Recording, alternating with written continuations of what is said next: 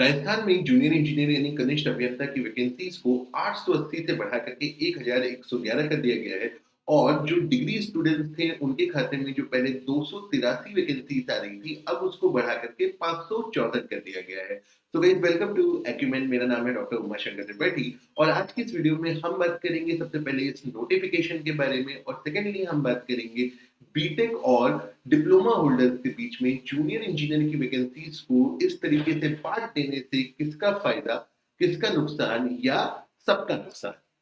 तो भाई चलते हैं नोटिफिकेशन की तरफ और नोटिफिकेशन में देखते हैं कि क्या डिटेल्स आपकी मेंशन की गई है। तो यहाँ पे ये नोटिफिकेशन में आपको विभाग के अनुसार यानी डिपार्टमेंट वाइज आपको जूनियर इंजीनियर की वैकेंसी डिग्री होल्डर और डिप्लोमा होल्डर के लिए अलग अलग करके दी गई है। जैसे आप सबसे पहला विभाग में देखें, सार्वजनिक निर्माण विभाग, कनिष्ठ अभियंता सिविल यानी जूनियर इंजीनियर सिविल, डिग्री धारक यानी डिग्री होल्डर्स, उनके लिए कुल पद 36 यहाँ पे आपको नजर आ रहे हैं। और सार्वजनिक निर्माण विभाग, कनिष्ठ अभियंता सिविल, डिप्लोमा धारक के लिए आपको यहाँ पे 8 पोस्ट देखते हुए नजर आ रहे हैं। इसी हिसाब से हर एक ब्रांच के लिए, मतलब विद्युत यानी इलेक्ट्रिकल, मैकेनिकल, सबके लिए यहाँ पे वैकेंसीज हैं। और बीटेक होल्डर्स और डिप्लोमा होल्डर्स के लिए इनका बाइफर्केशन करके 1111 टोटल नंबर ऑफ वैकेंसीज देखने को मिल रही है। सो गाइस, 72 पेज का लंबा चौड़ा नोटिफिकेशन है। मैं आपको मेन बातें बताता हूँ।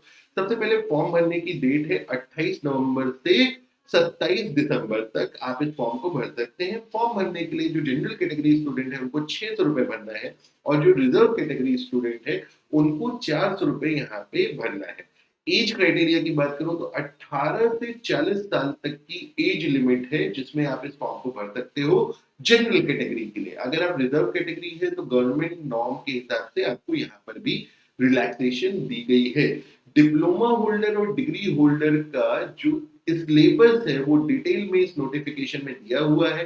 दोनों का सिलेबस अलग अलग होता है। अलग अलग ब्रांच में डिप्लोमा स्टूडेंट्स और डिग्री स्टूडेंट्स को अलग अलग सिलेबस यहाँ पे बताया गया है, अलग अलग सिलेबस यहाँ पे दिया गया है। ध्यान रखिए, जो वैकेंसी डिग्री धारकों के लिए है यानी डिग्री होल्डर के लिए है वो डिप्लोमा अप्लाई नहीं कर पाएंगे, और जो वैकेंसी डिप्लोमा के लिए है वो डिग्री वाले अप्लाई यहाँ पे नहीं कर पाएंगे। यानी डिग्री वाले 564, अगर आप यहाँ पे सारी डिग्री की वैकेंसीज को सम अप करें तो 564 वैकेंसीज डिग्री होल्डर्स के लिए यहाँ पे बन रही है, और बची वैकेंसी डिप्लोमा होल्डर के लिए है।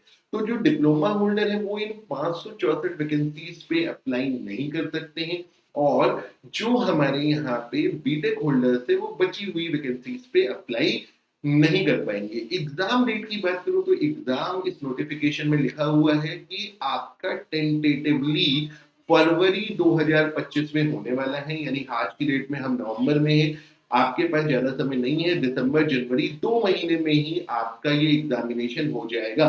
तो जो स्टूडेंट लंबे समय से तैयारी करते हुए आ रहे हैं या जिन्होंने कुछ समय पहले से तैयारी शुरू कर दी है, उनको यहाँ पे एक बड़ा फायदा मिलेगा, और मुझे लगता है मिलना भी चाहिए। जिन स्टूडेंट्स ने वैकेंसीज का इंतजार करते करते अपना समय निकाल दिया कि जब वैकेंसी आएंगे तो हम तैयारी शुरू करेंगे, तो उनका मौका अब यहाँ से निकल चुका है। 2 महीने में बहुत ही मुश्किल है कि कोई स्टूडेंट तैयारी करना शुरू करे और 2 महीने में यहाँ पे तैयारी कर दे। राजस्थान की वैकेंसी है, बहुत ही ज्यादा यहाँ पे एप्लीकेशन आएंगी, इसमें कोई दो राय नहीं है। सो गाइस, इस नोटिफिकेशन में डिप्लोमा और बीटेक होल्डर के बीच में ऐसा लग रहा है कि वैकेंसीज को आधा आधा करके बांट दिया गया है कि बीटेक वाले भी खुश हो जाए, डिप्लोमा वाले भी खुश हो जाए, आपस में कोई डिप्लोमा और बीटेक की लड़ाई ना हो। एक एंगल से आप इसको देख सकते हैं कि हाँ, ये तो बहुत अच्छी बात हो गई। लेकिन हमारे देश में जूनियर इंजीनियर की वैकेंसीज के अलग अलग संस्थाओं के अलग अलग नियम हैं। जैसे उत्तर प्रदेश में बीटेक होल्डर्स को जूनियर इंजीनियर के एग्जाम के लिए अलाउड नहीं किया जाता।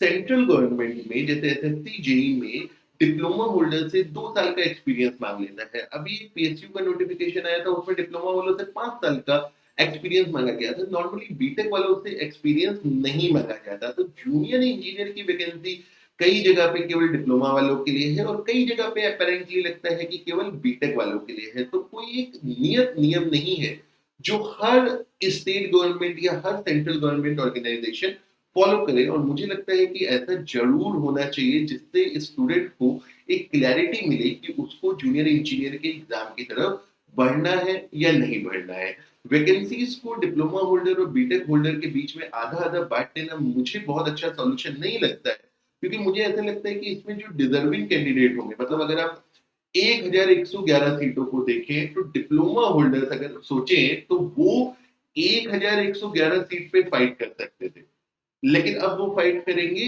लगभग आधी सीटों पे। सेम फॉर बीटेक, आप 1111 सीटों पे फाइट कर सकते थे, लेकिन अब आप आधी सीटों पे फाइट करेंगे। तो अगर जूनियर इंजीनियर के लिए बीटेक को अलाउ कर रहे हैं तो हर जगह अलाउ कर दीजिए, और अगर डिप्लोमा को अलाउ कर रहे हैं तो ये एक्सपीरियंस वगैरह का चक्कर हटा दीजिए, क्योंकि एक्सपीरियंस मांगने के बाद भी आप ट्रेनिंग कराते हैं। ऐसा थोड़ी ना है कि एक्सपीरियंस मांग रहे हैं तो ट्रेनिंग नहीं करा रहे हैं। एसएससी जेई में डिप्लोमा वालों से 2 साल का एक्सपीरियंस मांगते हैं, फिर ट्रेनिंग कराते हैं।